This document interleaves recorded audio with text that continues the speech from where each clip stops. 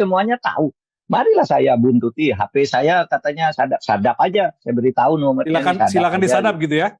Silakan disadap, saya senang malah kalau disadap, karena kita maunya baik gitu. Mau disadap atau tidak disadap terserah, yang penting keamanan dijaga. Kita saling menjaga keamanan masing-masing kita, ya bicara, kemudian juga aparat keamanan begitu harus saling menjaga. Menurut saya ya, eh, ya sebaiknya tidak dilakukan lah kalau mau bertanya ke aktivis kan gitu. Soalnya tidak dilakukan toh pembuntutan kayak gitu. Tapi kalau di dalam ilmu intelijen harus dilakukan. Kalau Anda lalai, itu kesalahan Anda bisa disalahkan. Itu tugas biasa saja menurut saya ya. Ya yang pernah apa berkecimpung di dunia yang seperti itu.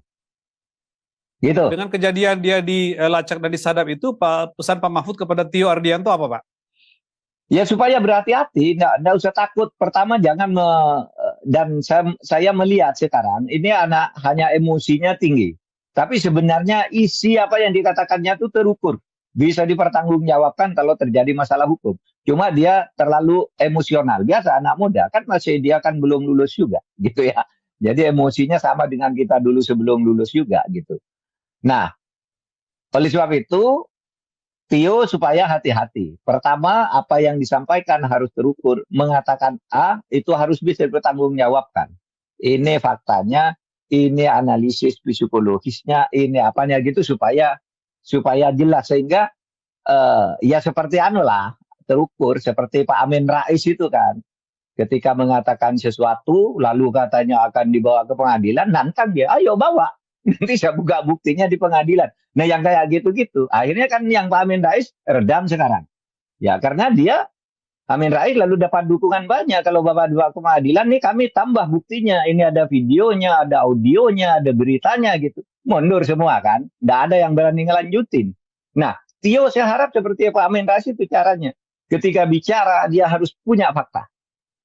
Gitu. Yang bisa dipertahankan ketika diperiksa, ya ketika dipersoalkan oleh publik. Ini soal politik harus terbuka juga, jangan serampangan. Gitu, Mas Rizal. Baik, ini penutup yang bagus, pesan kepada Tio, Pak, bahwa pesan Pak Mahfud, Tio terus saja berani tetapi berhati-hati, tetap terukur dalam hal ucapan dan tindakan. Itu Pak ya? Iya. Oke. Baik, saya kira cukup Pak Mahfud, saya serahkan kepada Pak Mahfud untuk menutup Pak diskusi kita.